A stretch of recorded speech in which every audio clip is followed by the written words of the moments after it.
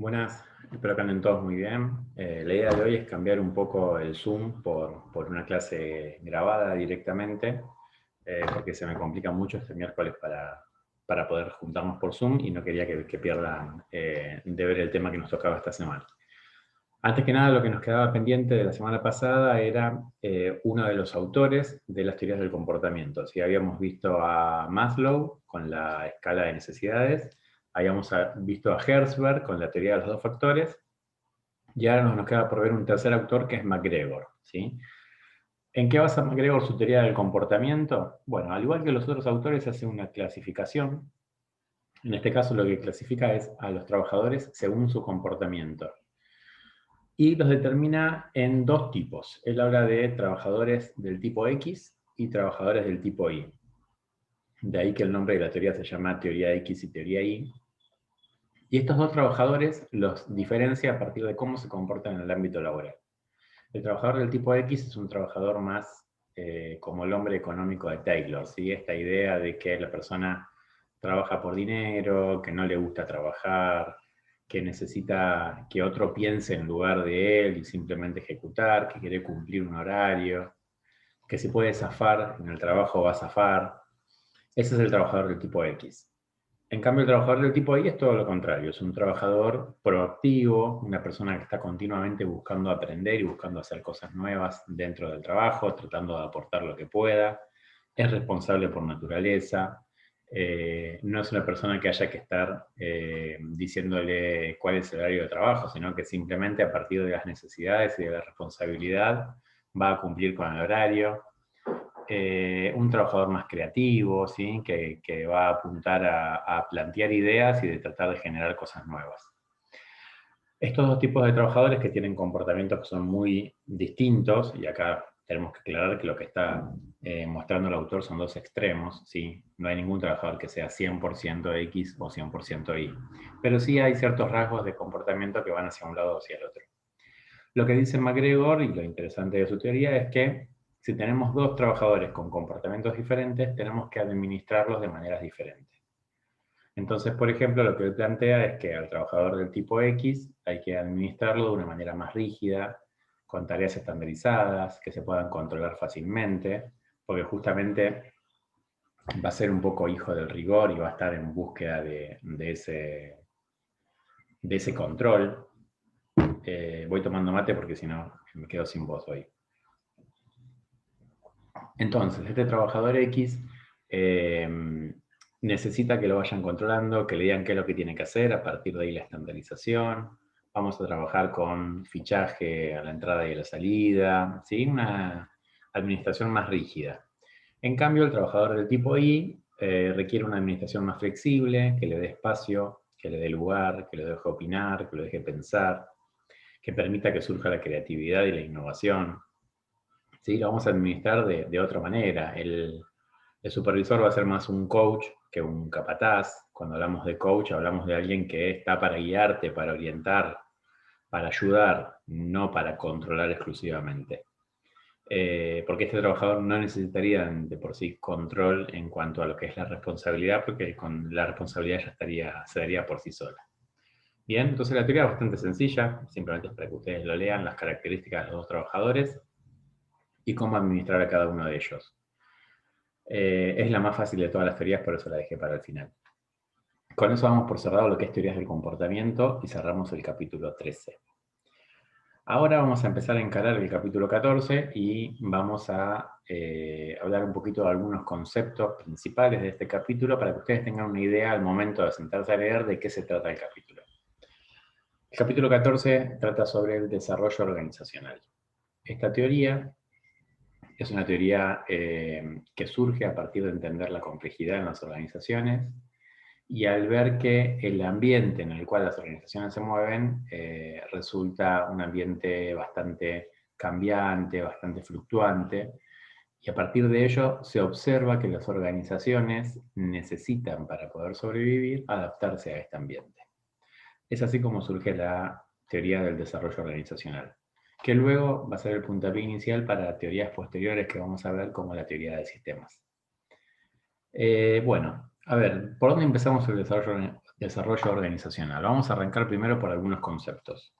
El primer concepto que aparece fundamental es el de cultura organizacional, que es un concepto que ya hemos hablado varias veces, que tiene que ver con esas normas, con esas costumbres, con esa identidad que tiene la organización, que son normas no escritas, ¿sí? No necesariamente tienen que estar en un reglamento, pero que hacen al comportamiento de las personas dentro de un ámbito laboral. La cultura organizacional son esas leyendas que se van creando, esos supuestos que van teniendo los trabajadores a partir de lo cotidiano, y es aquello que uno va aprendiendo desde la organización informal y va aprendiendo cuando ingresa en una organización a partir del contacto con los compañeros, ¿sí? Entonces le van guiando acerca de cómo son las formas de trabajo en el lugar, por más que no estén escritas en ningún lugar. Eso sería la cultura organizacional, que lo que le va a dar principalmente a la organización es identidad. Por otro lado tenemos el concepto de, bueno, de organización, ya lo hemos visto bastante. De desarrollo es un concepto que simplemente tenemos que diferenciarlo de crecimiento, ¿sí? Estamos hablando de desarrollo organizacional, estamos hablando de algo paulatino, de algo a largo plazo. El crecimiento a veces se produce de manera muy abrupta y rápida en las organizaciones. En cambio, el desarrollo es algo sostenido en el tiempo. Van a ver ustedes que esta teoría es una teoría pensada muy a largo plazo, ¿sí? No es una herramienta que inmediatamente nos va a generar un resultado, sino que lo que plantea es que los resultados realmente importantes se consiguen a largo plazo. Y el otro concepto muy importante dentro de esta teoría es el concepto de cambio, ¿sí? Se empieza a analizar que el ambiente es cambiante, que hay diferentes cambios que se producen y que esos cambios van a afectar a la organización. Vamos a dar una clasificación muy básica de cambio, que ustedes tienen también para leer en el libro, que les habla de 3 tipos de cambio. Vamos a hablar de cambios que son evolutivos, cambios que son revolucionarios y cambios que son sistemáticos. Los cambios evolutivos son aquellos que se producen muy lentamente, ¿sí? Piensen ustedes en la teoría de la evolución, que establece que el hombre a partir de cientos de miles de años, al igual que los distintos animales, fue mutando, fue cambiando hasta llegar a ser lo que conocemos hoy en día. Entonces, el cambio evolutivo tiene una particularidad, es un cambio lento, es un cambio muy paulatino, tan lento que no se percibe, y ese cambio, al ser tan lento y tan imperceptible, no genera ningún tipo de rechazo por aquellos que sufren el cambio. ¿Sí? Siempre pongo un ejemplo, que es que se dice que en el futuro los seres humanos van a nacer sin el dedo chiquito del pie y sin apéndice.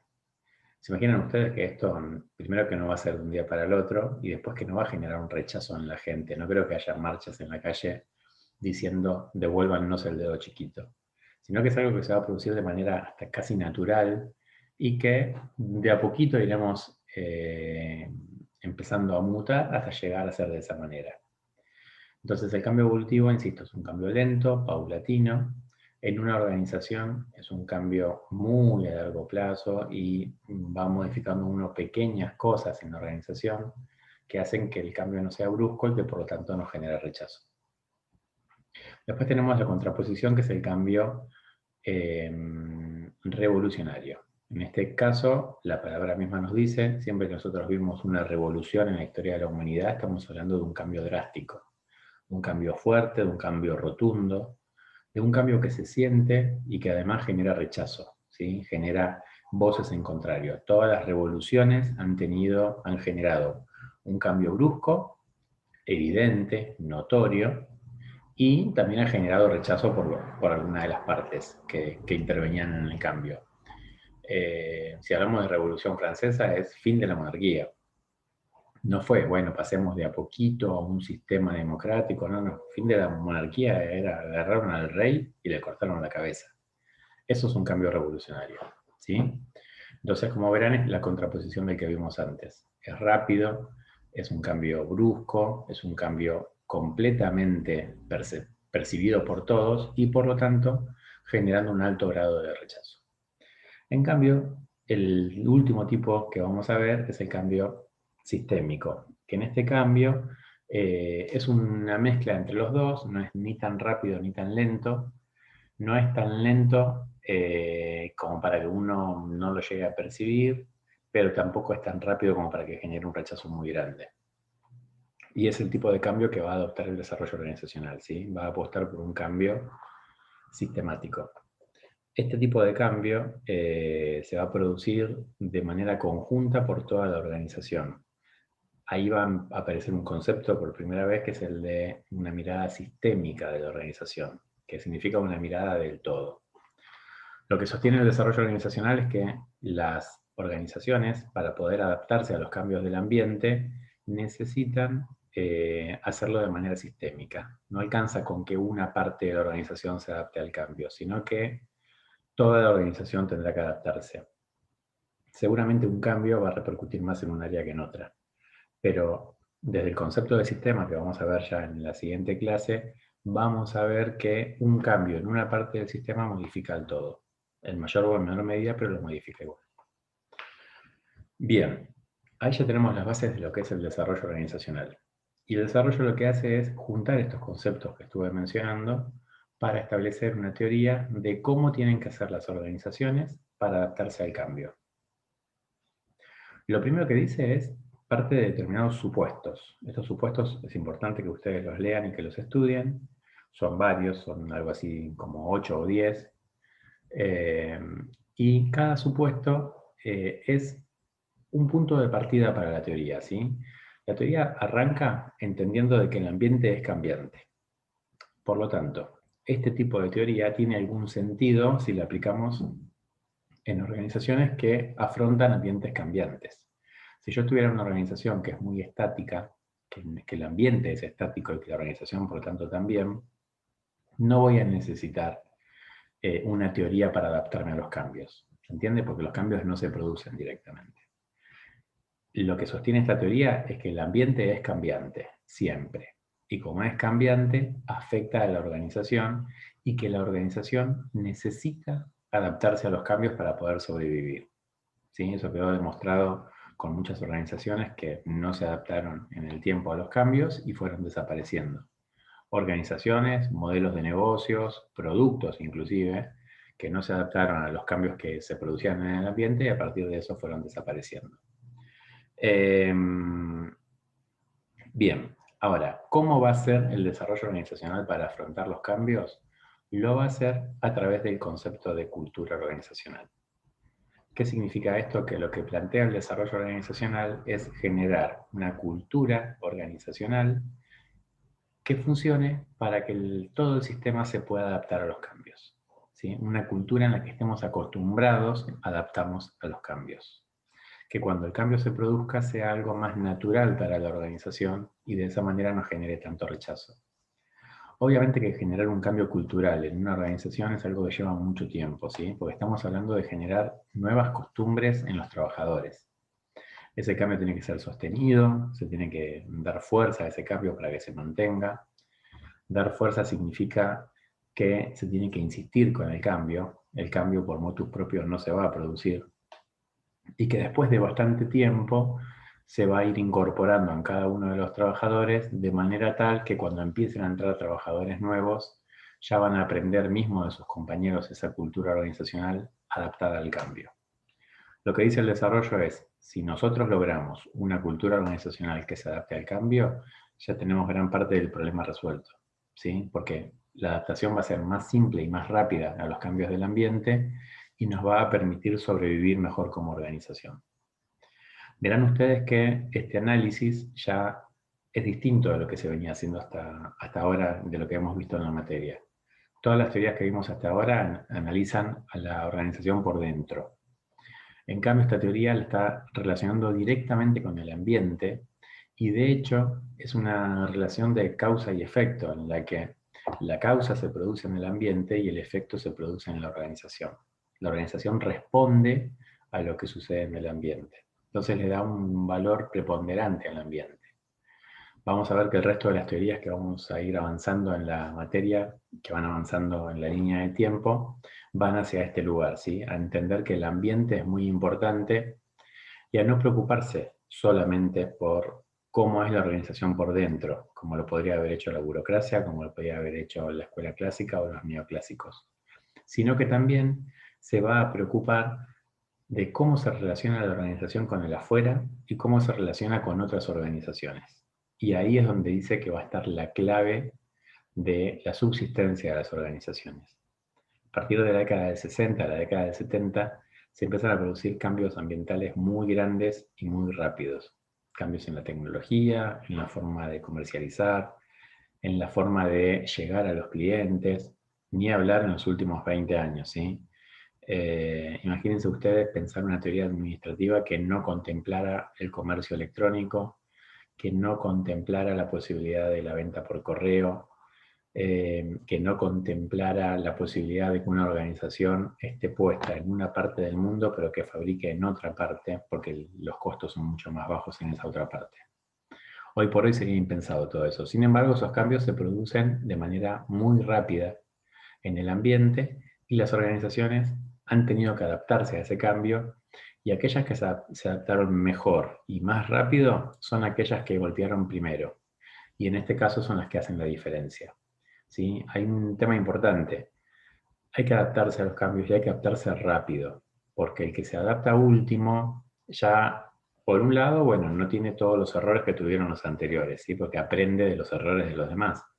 Pero por otro lado ya no hay ningún tipo de sorpresa, ya no es una innovación, ya no es algo creativo, sino que estás haciendo lo mismo que hacen todos. Yo generalmente les doy un ejemplo, que es, imagínense la primera persona que se le ocurre el delivery, que se le ocurre que en lugar de que el cliente vaya al comercio a retirar el producto, llevarle el producto a su casa. Hoy por hoy es prácticamente impensado un lugar sin delivery. De hecho, quedan algunos que se caracterizan por no tener delivery, y es hasta con un rango distintivo de una especie de tradición y de cultura, la de acá no hay delivery. Pero sin embargo, nosotros vemos que la mayoría de las organizaciones cuentan con la posibilidad de enviar los productos. Bueno, al que se le ocurre primero esto, a la primera empresa que se le ocurre esta idea, es una empresa que genera una diferencia con el resto muy importante y que le generó un plus por sobre los demás. Después, cuando ya todos los demás hicieron lo mismo, ya quedan todos en un mismo nivel. Pero esta primera empresa que tuvo la primera idea creativa fue la que asoma un poquito y saca la cabeza antes que los demás. Después el resto se equiparan un tiempo después. ¿Se entiende? Entonces, la adaptación rápida ayuda a que si yo interpreto lo que pasa en el ambiente y enseguida respondo a eso o me preparo a eso que está pasando en el ambiente, me va a agarrar de mejor manera. Si es algo positivo, lo voy a poder aprovechar mejor. Y si es algo negativo, el impacto va a ser menor al que podría llegar a tener. ¿Sí? Imagínense que alguien se hubiera dado cuenta de que podía llegar a haber una pandemia y entonces hubiera ya organizado toda su organización a partir de una idea de pandemia. Entonces, no sé, empieza a articular varios días de que la gente trabaje en sus casas, formas de comprar y de vender sin tener que tener contacto físico, previo a la pandemia. Entonces, cuando se produce la pandemia, esa organización ya está completamente preparada y apta para poder seguir trabajando. No tiene que sufrir todo el proceso de adaptación que sufren el resto de las organizaciones. ¿Sí? Y eso es porque se adaptó al cambio mucho antes que los demás. Bien, esta es la idea central del desarrollo organizacional. Tienen para leerlo. Yo lo que les quiero decir es hasta dónde tienen que leer. No va a ir todo el capítulo. Sí vamos a ver el concepto de cultura, el concepto de cambio, el concepto de organización, el concepto de desarrollo, que más o menos estuvimos mencionando. Vamos a ver los supuestos básicos del desarrollo organizacional, eso es importante que lo lean, y las características del desarrollo, que todas van a ver que dan vuelta alrededor de estas cosas que estuvimos charlando. Y después vamos a ver una investigación de todas las que hay, que es el modelo de Lorenz y Lorsch, ¿sí? Que esa se los voy a dejar para que la lean ustedes, y una vez que lo leen, vamos a arrancar la clase que viene hablando del modelo de Lorenz y Lorsch. El modelo, para que ustedes tengan una idea, es una carilla y media, ¿sí? No es mucho, no es algo muy largo ni es muy complejo. ¿Qué es? Es un modelo de desarrollo organizacional que se ha aplicado y se ha aplicado con éxito, para que más o menos entendamos de qué se trata el desarrollo. ¿Sí? Hay un montón de modelos, no los vamos a ver en la materia, pero este es uno que, de hecho, hasta es importante porque más adelante en otros temas también vamos a hablar de este mismo modelo, ¿sí? Bueno, con eso creo que ya tienen como para arrancar a leer el capítulo 14, y la clase que viene charlaríamos acerca de las dudas que tengan de este capítulo, hablaríamos del modelo de Lorenz y Lorsch y arrancaríamos ya con el capítulo 15, que es teoría cibernética.